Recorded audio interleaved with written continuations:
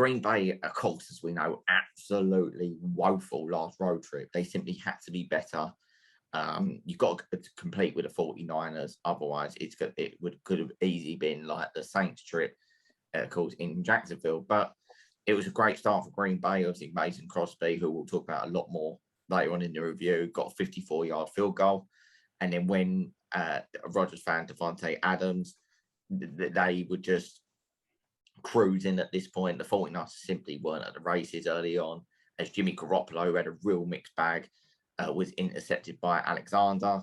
But then, to be fair to the 49ers defense, which is, again, brilliant against the Eagles, they actually forced turnover on downs. But the 49ers offense is just not finding that consistency at the moment, and they were just not getting going. And then, of course, when you got Aaron Jones as a running back, he always seems to find a way in the end zone. And he made it 17-0 at this point. So you're thinking, what a brilliant position from a Green Bay point of view. But then finally, the 49ers changed it up a bit and gave really the stadium and their offense a bit of life. They've brought Trey Lance in, who was a quarterback, and he snuck it in to make it 17-7. And then with 49ers having the ball the second half, I think seeing Trey Lance score, Jimmy G realised he had to step up the performance, and he came back out. And to be fair, gents, he led a brilliant opening drive of the second half, finding wide receiver Brandon Ayuk to make it 17-14. And then in the third quarter, the game went a bit quiet.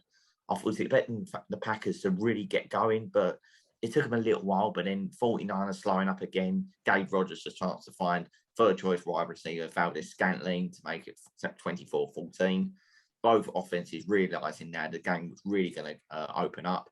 And then the 49ers got back in the red zone again with Jimmy Garoppolo finding Sermon, 24-21. So you're thinking, yes, Jimmy G, you're finally really justifying your place in the team. But I can't have a good second half, can he, Jimmy G? So a classic fumble let him down as he was sacked, and then the fumble was recovered by the visitors. Green Bay, again, they kept the 49ers in it, but only getting another Mason Crosby field goal. 49ers looked like they'd won it at this point. Then when they went up the end and Jimmy G bounced back from his fumble and found probably the best fullback in the NFL with Kyle Juszczyk to make it 28-27. But then we saw for throwback Aaron Rodgers, it was like he was at Lambeau Field. He found Devontae Adams not once but twice for two huge plays, even though Devontae Adams suffered basically concussion and you could argue should have been out with protocol. But if he's still making catches, it shows you he was obviously physically and mentally all right to make them plays. And then it's down to kick Mason Crosby. Yes, it's not Justin Tucker 66-yard field goal, but them 50-yarders are the ones that kickers are expected to make, but making them in pressures, especially at Levi Stadium. And to be fair to Crosby, as they cleared it fairly comfortably for a massive road ring for Green Bay to win this one 30-28. And it's a win I didn't expect them to get. And Brad, I believe you predicted this one by accident, didn't you? Yeah, I believe I said I'm an absolute clown for backing Packers on the road. Turns out, you two, well, we're the clowns. That's what it's I was going to dig you. I was going to dig you two out. I was going to dig you two out, but I'm nice. But yeah, I did predict Packers to win that one by accident. I think I might back a few teams by accident this week. It seems to pay off. So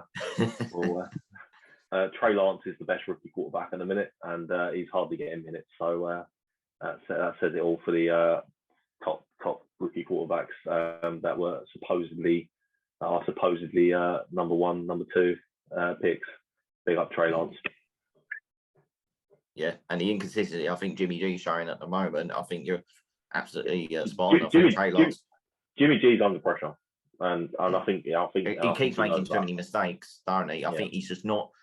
For me, Jamie, I don't know if you agree here. I think he's not solid enough in the pocket. I feel like that you can't trust him for too long. That the only way that Jimmy G and that 49ers offense gets going and he's protected is if he does the quick releases to an Ayuk, to a Deebo Samuel, to get like the quick 5-yard, 8-yard gains, because when he's expected to really kind of put his foot down and deliver a big pass, that's when the sacks come in. That's when he fumbles and his mistakes, as I say, you have to say, cost the 49ers in the end.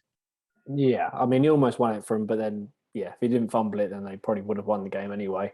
I think he's a perfect system quarterback. For the life of me, I just don't.